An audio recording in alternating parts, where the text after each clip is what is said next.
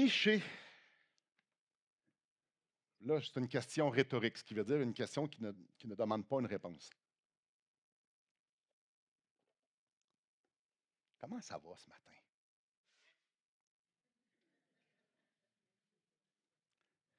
Tu sais, j'ai parlé la semaine passée, j'étais à Patmos avec plein de jeunes adultes. Et le thème, c'était marcher avec Dieu. C'est bon de se poser la question, comment est ma marche avec Dieu? Et je vous pose la question, comment est ta marche avec Dieu ce matin? Ça va bientôt faire 30 ans que je suis sauvé. 30 ans.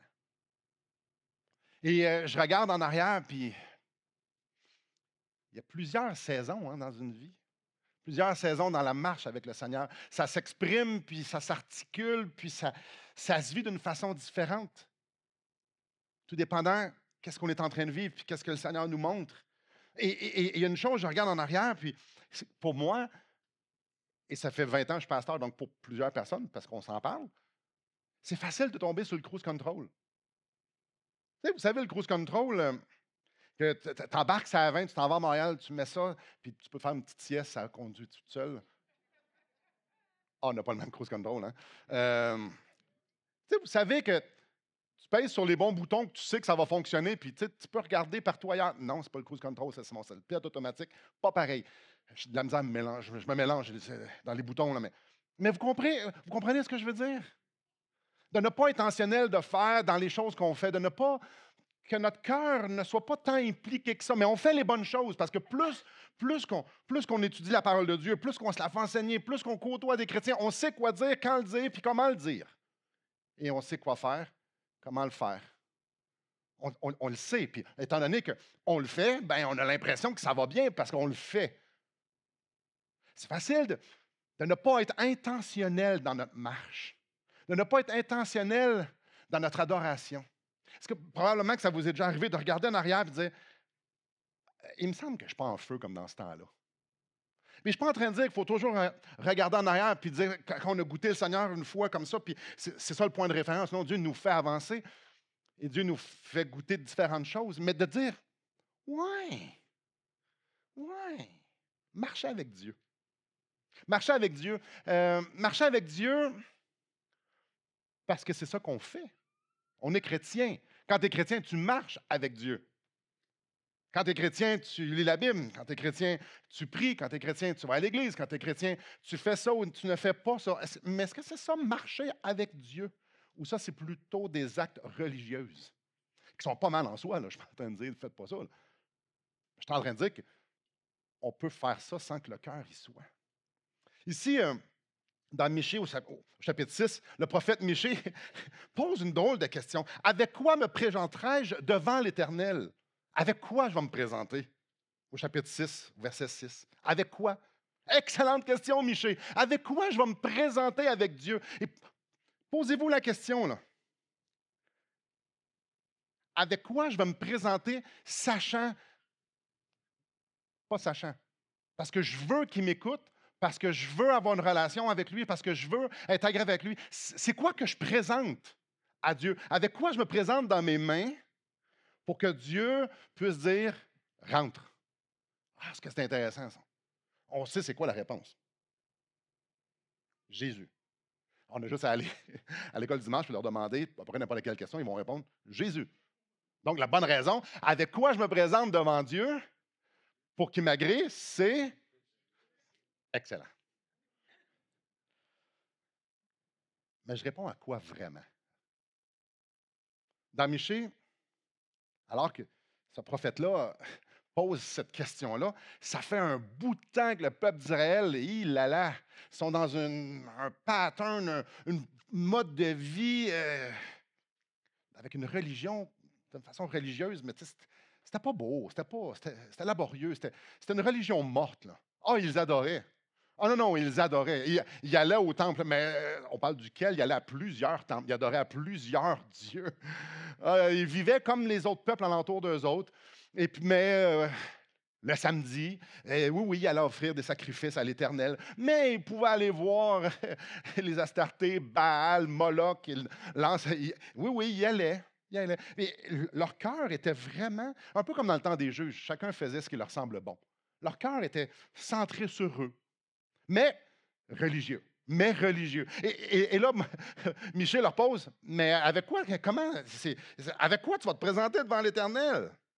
C'est drôle parce que la réponse du peuple puis la réponse de Dieu n'est pas la même. Le peuple, la réponse du peuple, c'est comme un peu le reflet de leur religiosité, la réponse à ça.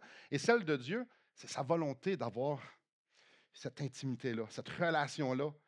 En fait, ce qu'il veut, c'est que son peuple soit intentionnel dans son adoration. Michée, chapitre 6, verset 6. Avec quoi me présenterai-je devant l'Éternel pour m'humilier devant le Dieu très haut? Me présenterai-je avec des holocaustes, avec des veaux d'un an? L'Éternel agrégera-t-il des milliers de béliers, des myriades de torrents d'huile? Donnerai-je pour mes transgressions mon premier-né, pour le péché de mon âme, le fruit de mes entrailles? On t'a fait connaître, ô Dieu, ô homme, ce qui est bien. Et ce que l'Éternel demande de toi, c'est que tu pratiques la justice, que tu aimes la miséricorde et que tu marches humblement avec ton Dieu. Oh, il y a beaucoup de belles leçons pour nous ce matin. Marcher intentionnellement avec Dieu. On va regarder ce qu'il ne faut pas faire, puis on va regarder ce que Dieu demande dans notre texte. Je relis le verset 6. Le verset 6 et le début du verset 7. Avec quoi me présenterai-je devant l'Éternel pour m'humilier devant le Dieu très haut? Me présenterai-je avec des holocaustes, avec des veaux d'un an? L'Éternel agrégera-t-il des milliers de béliers, des myriades de torrents d'huile? À la première lecture, on peut quasiment se poser la question, est-ce qu'il est en train d'invalider la loi mosaïque? Les holocaustes. Les holocaustes, c'est les premiers sacrifices prescrits dans Lévitique 1. C'est les sacrifices pour le pécheur. Si tu es pécheur, tu offres des holocaustes. Alors, la question, c'est une drôle de question qu'il pose ici. C'est une très drôle de question. C'est comme si les holocaustes n'avaient aucune valeur pour Dieu, alors que c'est Dieu qui leur a dit, offrez-moi des holocaustes. Mais ici, Michel n'est pas en train de dire, non, non, non, ce que Dieu a dit à Moïse, il s'est trompé, là, on recadre tout ça. Non, il est plutôt en train de dire, de la façon que vous le faites, c'est vraiment mauvais. Le cœur que vous avez quand vous offrez les holocaustes, ça n'a aucun sens. Votre cœur n'est pas là, mais pas du tout. Je reviens, puis je vais le redire plusieurs fois ce matin, les gens étaient religieux. Eux, ils pensaient que leurs activités religieuses les rendaient corrects devant Dieu. Eux, ils pensaient que les holocaustes, si je fais ça, puis si je fais ci, puis je fais ça, puis je fais ça, alors je peux me présenter devant Dieu, puis Dieu va faire comme, ben oui, viens, rentre. Eux, ils croyaient, le peuple croyait qu'à force de choses religieuses, alors tu pouvais gagner la faveur de Dieu. C'est comme si tu achetais Dieu un peu. J'y reviens un petit peu plus tard. Leur pratique était abominable. Ils étaient profondément corrompus. Eux pensaient adorer Dieu avec un cœur divisé. Avec un cœur divisé. Donc, eux faisaient ce qu'ils voulaient, à la façon qu'ils voulaient, comme ils voulaient, quand ils voulaient, et en même temps adorer Dieu. Ils pensaient que ça, c'était correct. En autant qu'elle adorait Dieu, c'était correct. Ouais, non, pas tant. Le prophète Ésaïe est contemporain à Michée, donc grossièrement en même temps. Et je vous lis un texte que Ésaïe prophétise, ou en fait, excusez-moi l'expression très québécoise, il varlope solide Israël. Solide. Imaginez-vous, là, c'est à vous qu'il dit, ça fait mal. Si vous ne savez pas ce que ça veut dire, varloper, bon, quand on a un morceau de bois, qu'on veut enlever du bois, on prend une varlope, puis c'est une lame, puis bref, vous irez voir sur Google, ça sert à ça.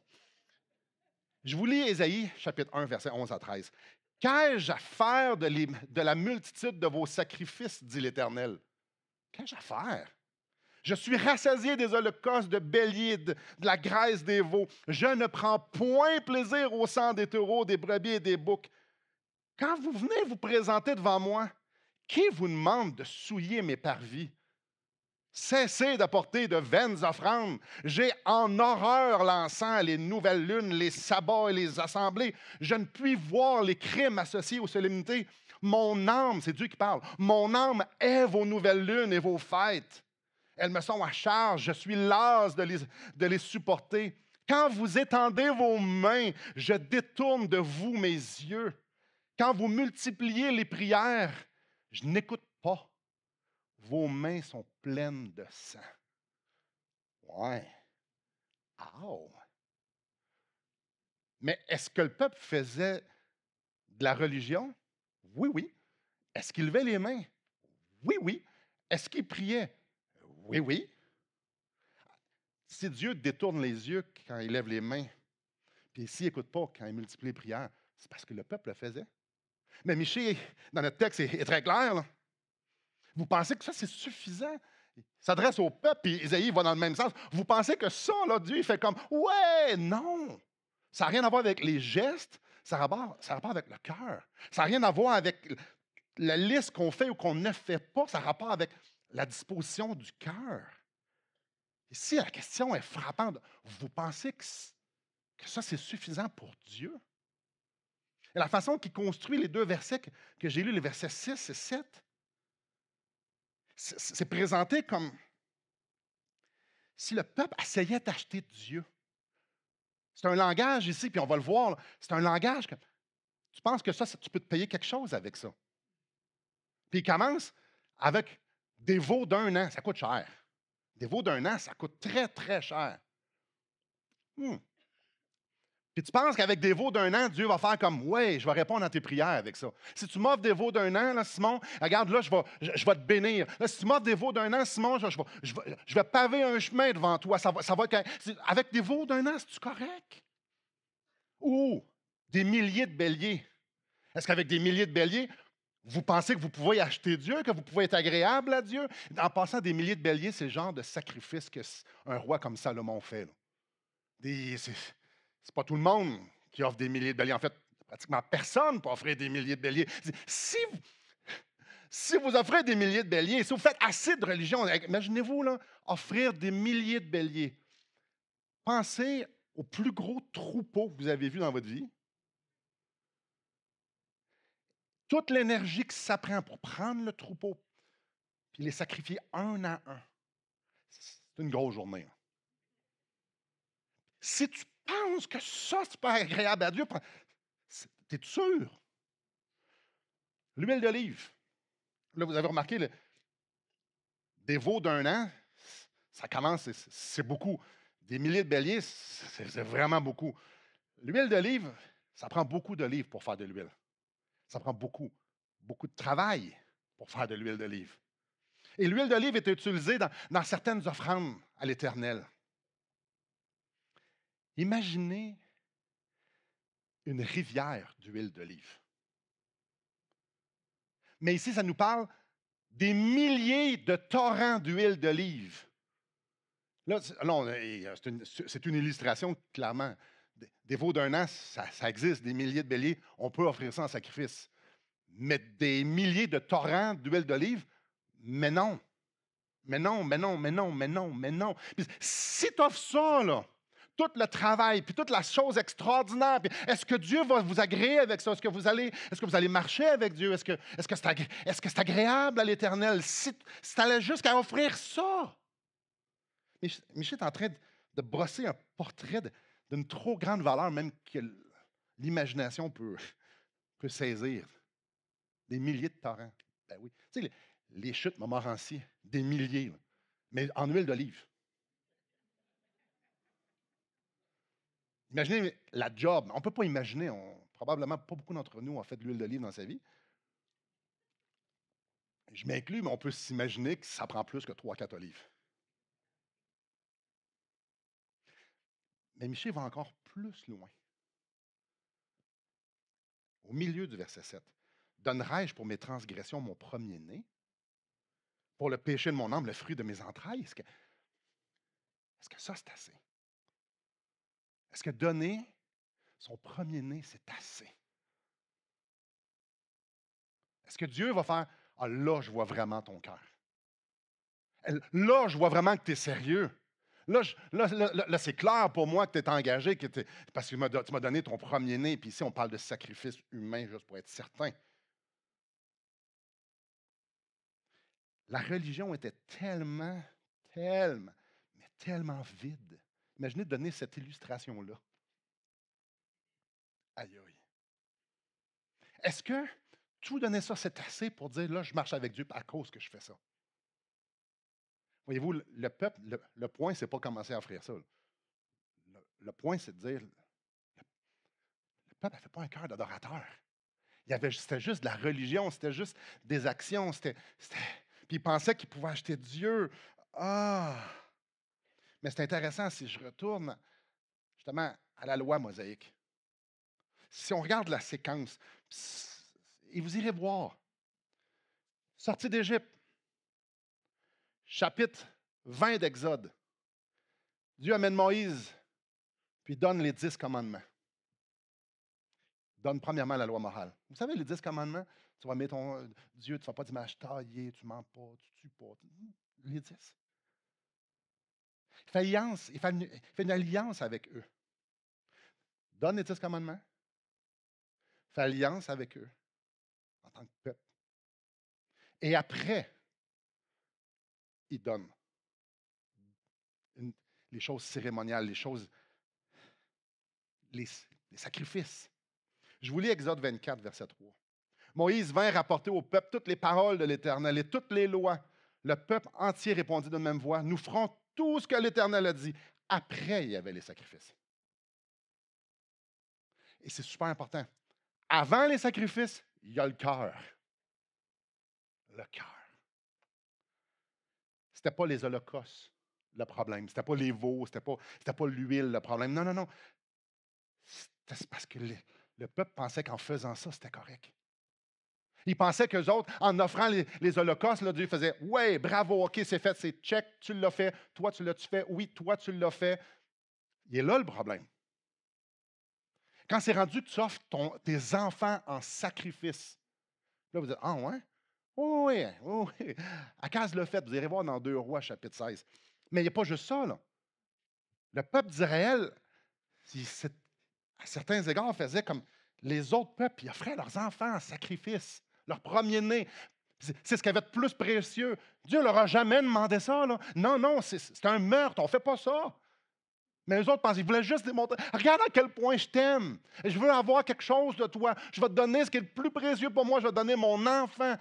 Arc. C'est pas ça que Dieu veut. C'est pas ça que Dieu veut. Avec quoi me présenterai-je devant Dieu? C'est ce qui Michel pose ici comme question. Puis le peuple, la réponse était en faisant ça, en faisant ça, en faisant ça, en faisant ça, en faisant ça, avec tel sacrifice de ma vie, tel sacrifice de ma vie. C'est avec ça que je vais me présenter devant Dieu. C'est avec ça que Dieu va m'agréer. C'est avec ça que Dieu va répondre à mes prières. C'est avec ça que Dieu va me bénir. Et Michel Clair, penses-tu vraiment que c'est ça que Dieu veut? Penses-tu vraiment que c'est ça que Dieu aime? Mais maintenant, qu'est-ce que Dieu demande? Verset 8, je le lis. On t'a fait connaître aux hommes ce qui est bien, ce que l'Éternel demande de toi. C'est que tu pratiques la justice, que tu aimes la miséricorde et que tu marches humblement avec ton Dieu. C'est ça la vraie religion pure. C'est ça que Dieu demande. Puis, j'aime le fait qu'on t'a fait connaître aux hommes ce qui est bien. Vous le savez. Je vous l'ai déjà dit. Dieu leur avait déjà dit. Donc, ce que Michel est en train de dire ici, c'est rien de nouveau. C'est rien de nouveau, puis il n'y a pas un nouvel enseignement, il n'y a pas de nouveaux principes. Non, ils vont juste leur dire ce qu'ils ont oublié, entre guillemets. Il va juste leur dire ce qu'ils ne font plus. Pratiquer la justice, aimer la miséricorde, marcher humblement avec Dieu. 2 niveaux, hein? Au niveau horizontal et au niveau vertical. Et les 2 vont ensemble. Premier, deuxième commandement, ils vont ensemble. Regardons les 3 juste un peu plus précis.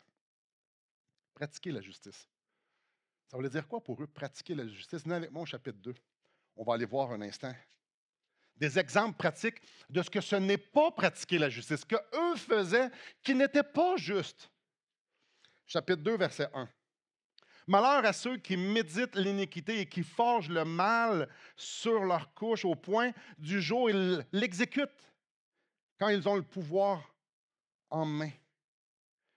Ils convoitent des champs et ils s'en emparent. Des maisons, ils les enlèvent. Ils portent leur violence sur l'homme et sur sa maison, sur l'homme et sur son héritage. Ils convoitent, ils convoitaient. Il me manque quelque chose, je ne suis pas satisfait avec ce que j'ai, je veux avoir quelque chose et je vais aller le chercher. Je vais le prendre. Je veux posséder plus que qu'est-ce que j'ai. Ça, c'est injuste. Ce n'est pas, ce n'est pas pratiquer la justice. Et c'est cela que le peuple faisait. Ils vivaient pour eux. Le ventre non rassasié de ce que Dieu donne. Je veux plus. Verset 8. Au verset 8, depuis longtemps, on traite mon peuple en ennemi. Vous enlevez le manteau de dessus les vêtements de ceux qui passent avec sécurité en revenant de la guerre. Wow! Il revient de la guerre, j'enlève son manteau. Vous chassez de leur maison, chéris les femmes de mon peuple. Vous ôtez pour toujours ma parure à leurs enfants. Chapitre 3, verset 1. Je dis, écoutez, chef de Jacob et prince de la maison d'Israël, n'est-ce pas à vous à connaître la justice? Vous haïssez le bien et vous aimez le mal. Vous haïssez le bien et vous aimez le mal. Vous leur arrachez la peau et la chair de dessus les os. Ils dévorent la chair de mon peuple, lui arrachent la peau et lui brisent les os. Ils le mettent en pièces comme ce qu'on cuit dans un pot, comme de la viande dans une chaudière. Il était violent. Non seulement il convoitait, mais il était violent. Aucun égard pour les autres. C'était à propos de eux, de se sentir bien et de prendre. Et c'est dur à comprendre, mais eux, ils pensaient que c'était bon de faire ça. Ils pensaient que c'était correct de vivre pour eux. Ils pensaient que c'était correct d'être indifférent par rapport à leurs voisins. Ils pensaient que c'était correct de travailler et d'avoir les priorités mal placées pour aller chercher quelque chose que Dieu, qui n'est pas du nécessaire. Eux, ils trouvaient que c'était correct. C'est dur à imaginer. Il y a beaucoup de sarcasme ici dans ma voix. Wow. Verset 11. Ces chefs jugent pour des présents.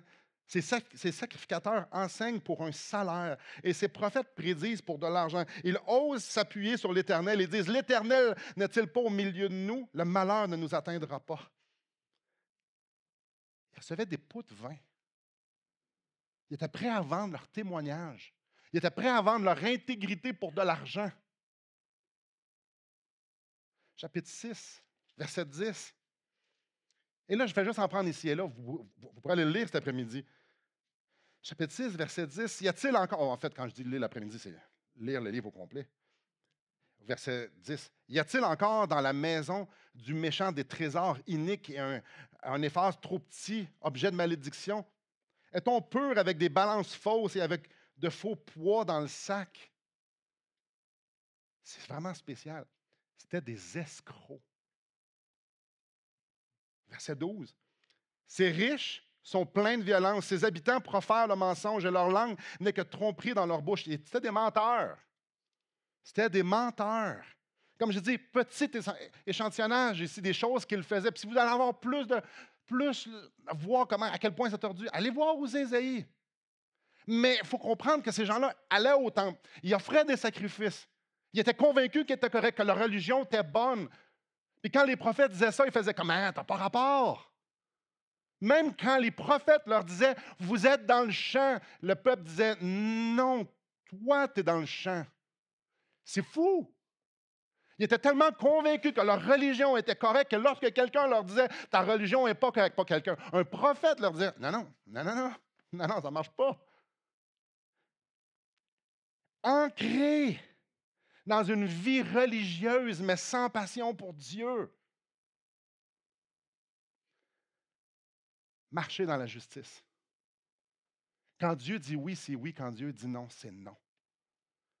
Ce que Michel est en train de parler, puis ce que beaucoup d'autres prophètes parlent aussi, c'est non, marcher dans la justice, c'est marcher by the book. Si Dieu dit ça, ben c'est ça. Les standards de Dieu, c'est tes standards. C'est pas choisir, moi, je vais y aller mollo là-dessus, puis ça, c'est... Non, non, c'est by the book. La loi de l'Éternel, elle est bonne, elle est agréable. C'est ça mon standard. Marcher dans la justice, c'est marcher selon ce que Dieu nous dit, comme il le dit. Aimer la miséricorde. Premier, le peuple devait pratiquer la justice, marcher dans la justice et aimer la miséricorde. Aimer la miséricorde. Vous savez, je peux aider quelqu'un parce que c'est la bonne chose à faire. Ça ne veut pas dire que je l'aime, ça. Je peux faire quelque chose parce que c'est ce qui est bon. Ça ne veut pas dire que je prends plaisir à lui porter assistance, à aller. C'est deux choses complètement différentes. Là. La miséricorde, c'est un choix, puis ça nous parle aimer la miséricorde. C'est aimer faire ce choix-là. C'est un choix d'amour. Je veux. Puis le mot miséricorde, c'est beaucoup plus large que le mot aller dans le besoin. C'est aimer, c'est être bon. La bonté, c'est vraiment d'aimer, manifester un amour au sein d'une alliance. Dieu veut qu'on vive de façon à aimer. Aimer,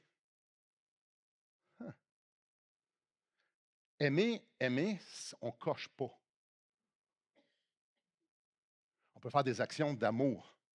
Mais aimer, non, non. C'est manifester tout ce qu'on est pour que l'autre personne soit mieux. Une personne peut traiter les autres droitement sans démontrer de la miséricorde. Et ici, ça nous dit d'aimer. L'emphase, c'est sur le fait qu'un adorateur du Seigneur aime démontrer les perfections du Seigneur. Quelqu'un qui boit à la coupe de la miséricorde de Dieu va vouloir partager et faire boire de la même coupe les autres de ce qu'ils viennent de boire. Quelqu'un qui goûte à l'amour de Dieu va vouloir la manifester. Et non seulement va vouloir la manifester, c'est ce que l'Esprit de Dieu veut faire en dedans de nous. Mais ce n'est pas ça qui se passe ici. La religion que Dieu demande à son peuple, c'est celle qui te pousse d'aller au secours des autres pour faire goûter cet amour que Dieu a pour les gens. Les gens. Oh, les gens. Oh. Connaissez-vous les gens? Là, ce n'est pas J-E-A-N. Les gens, c'est la famille élargie de Madame Tartampion et Monsieur Champion. Il y en a des familles complètes de ça. Tu sais, les gens qui sont différents. Tu sais, les gens qui. Tu sais, les gens. Les gens. Dieu les aime, ces gens-là. Madame Tartampion, Dieu l'aime. Puis Monsieur Champion, Dieu l'aime. Puis pas l'aime, coche, aime. Non, non, manifeste tout ce qu'il est envers cette personne, envers cette personne-là. La vraie religion, celle que Dieu aime, celle qui produit en dedans de nous, c'est j'aime aider les gens, j'aime aider monsieur et madame Tartampion. Là. Mais le peuple était tellement centré sur eux, tellement individualiste, tellement concentré à posséder plus, à mieux être, à ne pas être dérangé, à se protéger, à avoir des barrières, à faire ci, à faire ça, que maintenant, ils ne se souciaient même plus des besoins des autres autour d'eux. Tout ce qui se préoccupait, c'était leur vie à eux. Ils étaient occupés à se faire une belle vie. Dans le Nouveau Testament, dans Jacques, chapitre 1, ça nous dit que la religion pure et sans tache devant Dieu, notre Père, consiste à aimer les orphelins et les veuves dans leur affliction. Visiter, veuve, prendre soin, veuve et l'orphelin, et à se préserver des souillures du corps. La vraie religion, c'est d'être centré sur les autres. Alors, quelqu'un qui est extrêmement pieux, mais qui n'aime pas les autres, vraiment en doute ta piété. Vraiment en doute ta piété. Si ça ne te coûte rien, si tu ne te sors pas de ta zone de confort, si tu n'es pas en train de manifester l'amour de Christ qui clairement nous sort de notre zone de confort, wow!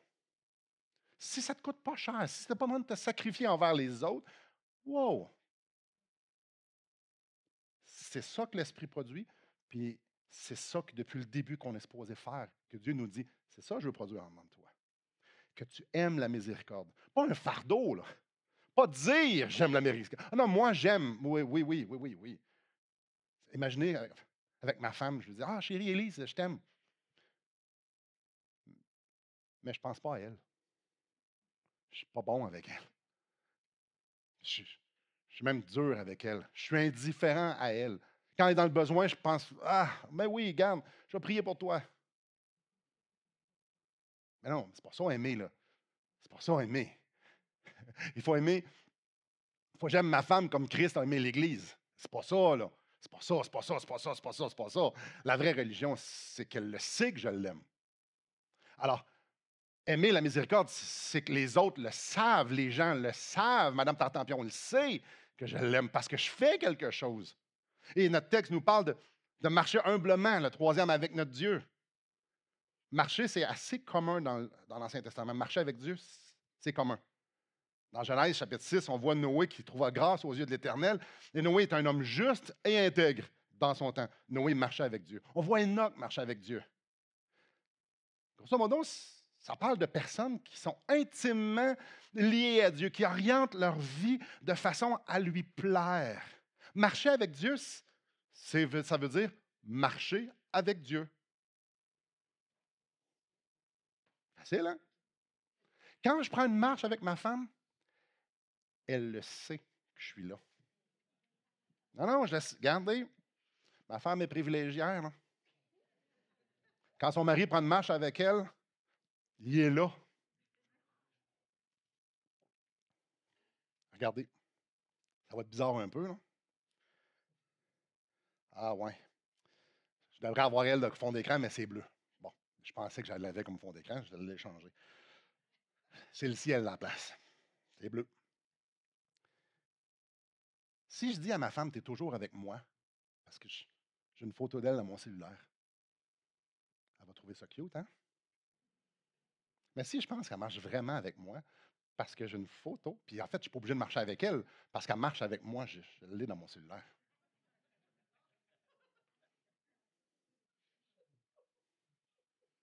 Elle est privilégiée, hein? Fait qu'on ne prend jamais de marche ensemble. Elle est avec moi dans mon cellulaire. Et en plus, je dis aux autres que je l'aime. Puis je dis aux autres qu'elle est extraordinaire. Marcher avec Dieu, c'est marcher avec lui. C'est être en communion avec lui. C'est être où ce qui est. Avez-vous remarqué, je n'ai pas dit c'est qu'il soit avec nous, c'est nous avec lui, sur le chemin de la justice puis de la miséricorde. Parce que lui, c'est sur ce chemin-là qui est. La vie par l'esprit, c'est là. La vie pour Simon, elle vient marcher avec moi. Non, il dit, non, non, non, non, attends un petit peu, je veux que tu marches dans la justice. Ça, c'est sur mon chemin, moi. Marcher avec Dieu, ça implique que je veux vivre comme s'il était là. Savez-vous pourquoi? Il est là. Il est là. Il est là. Il est là. Alors, quand on est au travail, quand on est à l'épicerie, quand on conduit, il est là. Quand c'est long au restaurant, il est là. Quand le livreur ne vient pas, ou bien non, que la poste est en grève et tu ne reçois pas tes affaires, il est là. Il est là.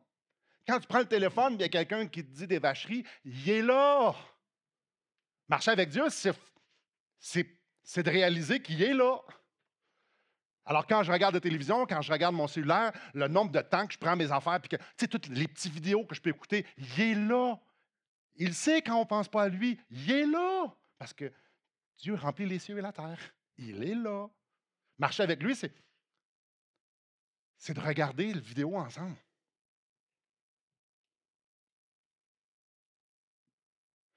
Marcher avec Dieu, c'est ça que tu voudrais lui dire. Hein? Ça, c'est la réaction que tu voudrais que j'aille. Parce que tu es là. Les plus belles choses que les gens peuvent entendre, c'est ce qui sort de la bouche de Jésus. Donc, je vais te dire ce que Jésus veut dire. Jamais je mettrais des choses devant devant les yeux de Jésus on ne veut pas qu'il voie. Jamais on dirait des choses qu'on ne veut pas qu'il entende. Oh, parce qu'il est là. Vous savez, marcher avec Dieu.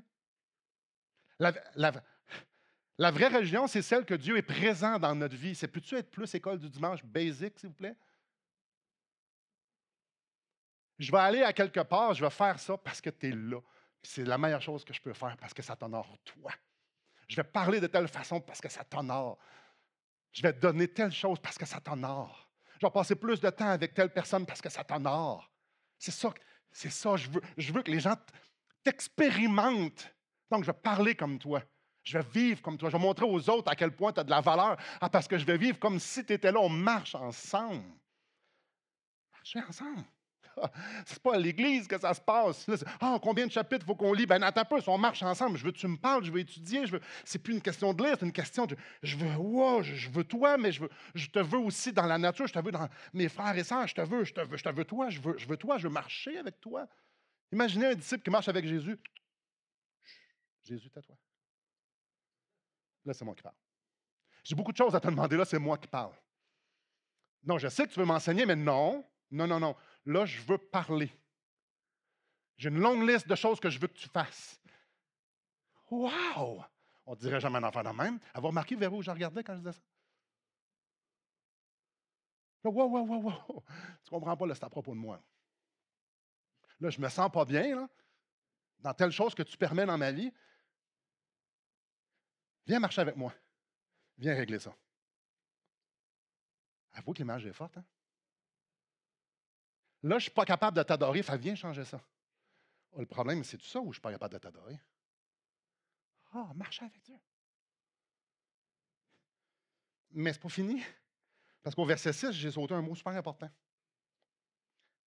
Avec quoi me présenterai-je devant l'Éternel pour m'humilier devant le Dieu très haut? Avez-vous vu le mot humilier, vous autres ici? Ah! C'est la seule fois dans l'Ancien Testament que ce mot-là est là.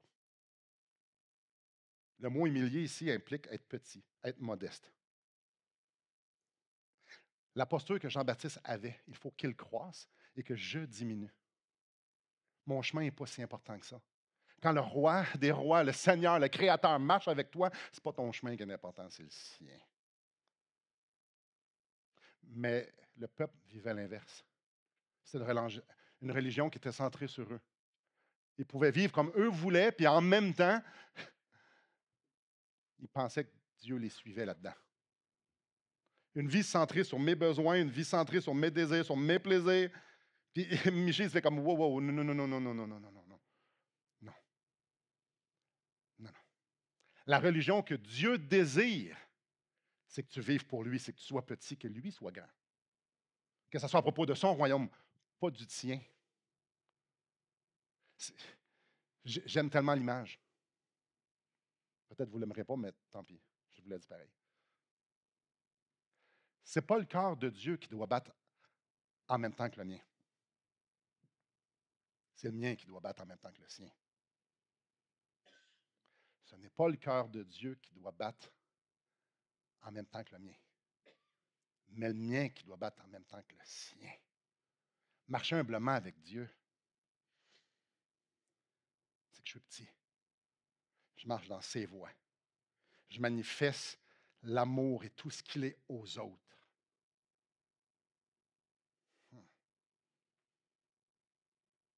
Je l'adore. Que ce soit à propos de lui. À propos de lui. À propos de lui. Humblement. Il aurait dit au verset 8 que tu marches humblement. Avez-vous remarqué? Pratiquer la justice, ça n'arrive pas par accident. La preuve, c'est que Romain nous parle clairement que on ne cherche pas Dieu, il n'y a personne qui fait le bien. Jamais par accident, tu fais comme ah, yeah, je suis donc bien parfait, moi. Oh, ça n'arrive pas. Ça n'arrive pas. Si quelqu'un vous dit hey, t'es donc bien parfait, parfait comme Jésus, réponds pour dire la question. Parce qu'imaginez quelqu'un vous dit t'es parfait comme Jésus. Hey, non. Ça n'arrive pas, ça n'arrive pas. On ne manifeste pas la vie de Jésus par hasard, là. On n'aime pas comme Jésus par hasard. On n'est pas bon comme Jésus par hasard. On ne donne pas notre vie pour ses amis comme Jésus par hasard. On n'honore pas en toute chose Dieu par hasard. On marche avec Dieu, ça peut juste être d'une façon intentionnelle. Ça peut juste être nous, que Dieu devient l'objet de nos pensées, parce que c'est la seule chose qui est honorable, et que je pense à Dieu. Puis que je me ramène, puis je me fais plein d'aide-mémoire que Dieu est là. C'est intentionnel. On n'adore pas par accident. Jamais on adore par accident. Jamais on adore par habitude. Dieu nous dit, je veux rien savoir. Fermez les portes du temple. Je veux rien savoir. On ne prie pas Dieu. On ne fait pas juste dire des paroles à Dieu, comme on envoie des paroles, des pensées dans l'univers. Ça ne fait rien, ça. On ne fait pas juste dire des mots. On rentre dans la présence du Créateur. On rentre dans la présence de celui que les anges se courbent devant sa présence. On ne fait pas juste dire des mots à un être aussi glorieux que le roi des rois. Non, non, c'est jamais par accident. On ne prie pas par accident. On ne fait pas ça. C'est intentionnel. Quand Dieu nous invite dans sa présence, il nous demande de s'approcher de lui. C'est d'une façon intentionnelle. Ça n'a rien à voir avec la religion. Ça n'a rien à voir. Ça n'a rien à voir avec une routine, avec une habitude. Ça n'a rien à voir. Le premier commandement, c'est toute notre être. L'extrême de qui nous sommes est impliqué à aimer Dieu. C'est intentionnel. Tout le temps. On t'a fait connaître au homme ce qui est bien. Et ce que l'Éternel demande de toi, c'est que tu pratiques la justice, que tu aimes la miséricorde et que tu marches humblement avec ton Dieu. Ah, si vous pensez, si vous voyez, là, il faut que je me force, on n'a rien compris. Simon, j'ai besoin des 12 étapes, des choses à faire, ne pas faire. Vous savez rien. C'est pas ça, c'est pas de ça qu'on est en train de parler. Il faut que je lis plus, que je prie plus, que je fasse. Non! Les affections du cœur. Dieu veut que je l'aime. Dieu veut d'une façon intentionnelle, je veux rentrer dans ta vie, je veux rentrer dans la gloire, je veux rentrer dans ton humilité. Je veux, c'est ça que je veux. Et peut-être qu'un matin, vous dites, moi, je ne suis pas là. Moi non plus. Moi non plus. Il y a beaucoup de Simon dans ma vie. Il y a beaucoup de Simon. J'espère que vous êtes capable de vous dire dans votre vie, ouais, il y a beaucoup de moi. C'est tellement facile d'être chrétien et de vivre le mode de vie chrétien. Judas a marché avec les disciples. Et il n'y a personne qui savait. Quand Jésus a dit, il y a quelqu'un qui va me trahir ce soir, il n'y a personne qui savait que c'était Judas. Alors Judas, en tout point, ressemblait à tous les autres. Ouais. Mais il ne marchait pas avec Dieu. Il n'aimait pas Jésus. Il faisait comme les autres. La demande de Dieu est simple. C'est assez, la religion.